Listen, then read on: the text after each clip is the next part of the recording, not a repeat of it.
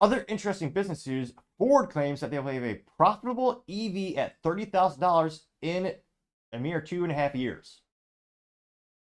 I have no. They claim they're going to make that profitably, which must mean they have some magical technology no one knows about. Maybe. Well, probably not. But let's dive into the article from CNBC. And it's from Michael Wayland, who's a particular writer for this. And they say, quote, Ford expects to introduce a $30,000 all-electric vehicle that will be profitable in roughly 2.5 years, according to his CEO Jim Farley last Friday during the Aspen Ideas Festival, which, I mean, even if this was like $1990, every day, because of the government ineptitudes left and right, a dollar is worth less and less and less. We have 40-year hyperinflation, so I'm extremely pessimistic when it comes to this headline.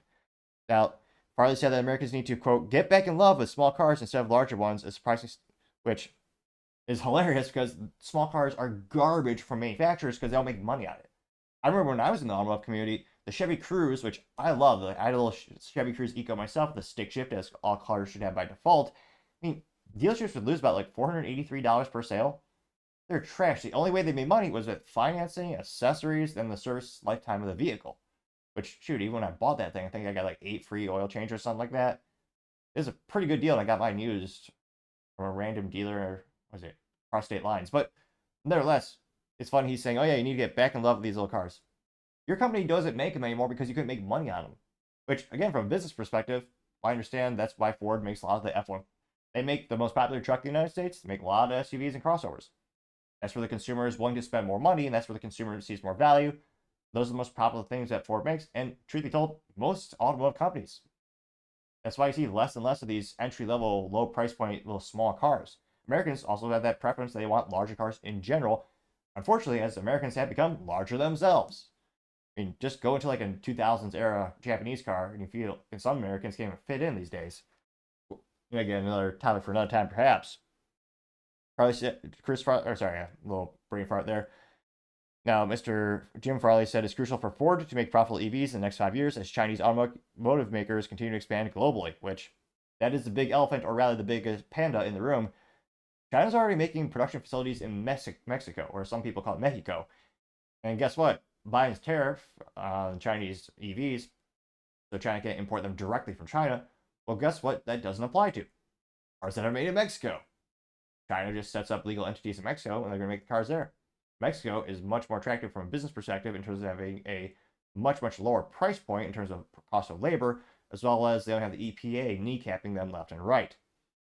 So that's why there's many reasons why I see automotive companies going, also you don't have the UAW, also known as the unions for the automotive manufacturers in the United States. They're also not in Mexico. There's many reasons why businesses are popping up in Mexico past decades when it comes to the automotive segment or industry in particular. Which, going back to this, Chris Farley said, again, brain fart again, Jim Farley.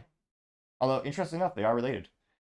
So Farley did not release many other details on the vehicle, which is being developed by Ford's Skunkworks team, which is hilarious. So they have a whole special team dedicated to this, which Skunkworks, fun little business fact.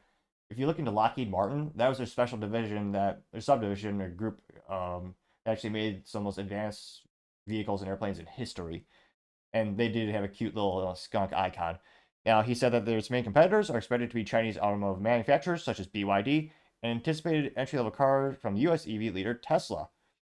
Farley said Ford is focusing on smaller EVs instead of larger all-electric trucks and SUVs, which have historically been gas-powered profit engines for the company, because such vehicles are, quote, never going to make money, which he's saying the quiet part out loud in terms of the F-150 Lightning just bleeding money. Again, they lost $131,000 per EV sold last quarter. Again, there's a big upfront investment. You got new factories, new machineries. That's why these car companies, even Rivian, last year is 130 something. They're down to $39,000 loss per vehicle sold. It does take a lot of time and a lot of units sold to actually get to the profit point. Now, Mr. Farley said, quote, we have to make a radical change as an automaker to get a profitable EV. The first thing we need to do is really put all of our capital towards smaller, more affordable EVs. That's the duty cycle, and we found that really matches these big, huge, enormous EVs. They're never going to make money. The battery is $50,000. The batteries will never be affordable, unquote. Which, again, I don't know who's going to be the lucky, or rather, more accurately, the brilliant engineer who files a patent for the new battery technology.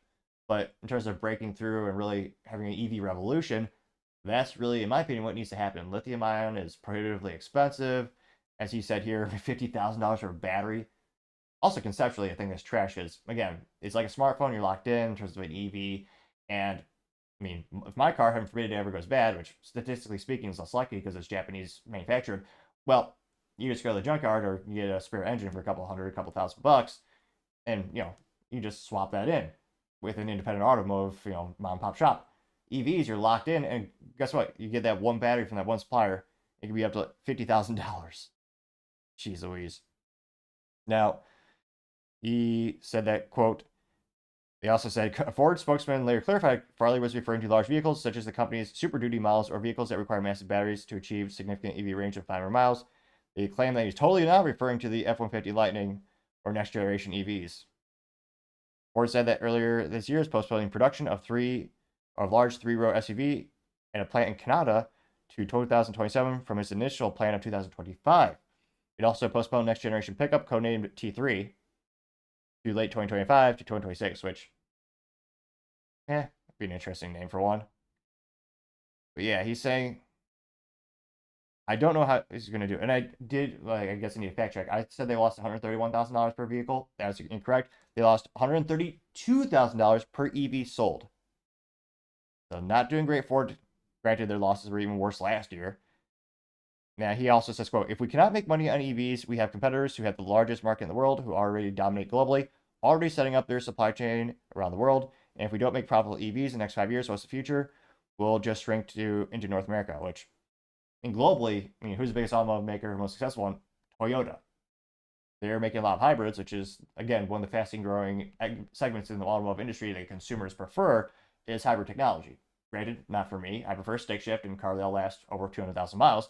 But nevertheless, I don't know how he's going to try to convince Americans they want a small EV. I mean, changing the culture and buying preference of folks, that's one of the most difficult things, bar none, in business, especially when it comes to I don't see the pendulum swinging back. Also, you have the government working against you. Well, most every day. But in this case, the EPA and government mandates, one of the reasons cars get bigger and bigger and bigger, well, part of it is safety. They want to have crumple zones half the size of a Humvee in terms of, distance to crush.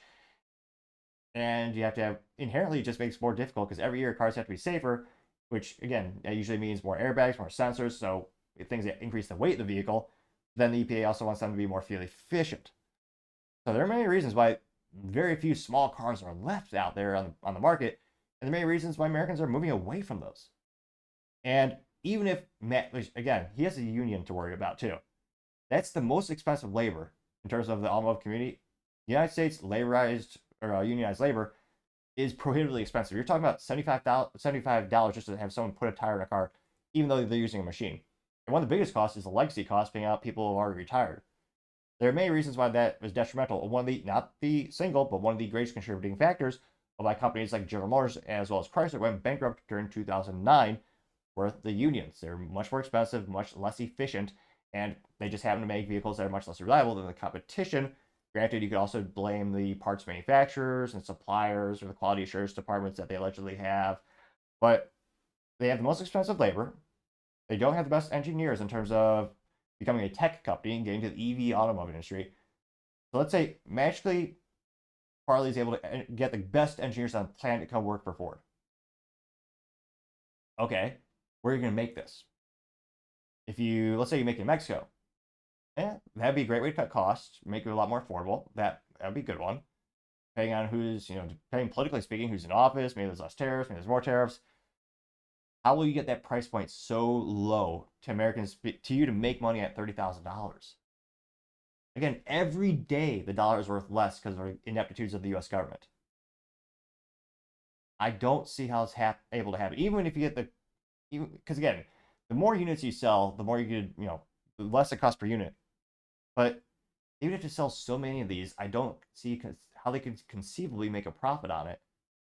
Even if they try to introduce something like a subscription service and they charge every month for heated seats like BMW tried to do a couple years ago, which actually got major public backlash, I don't conceivably see how they can make a profit, even if they add completely automated factories.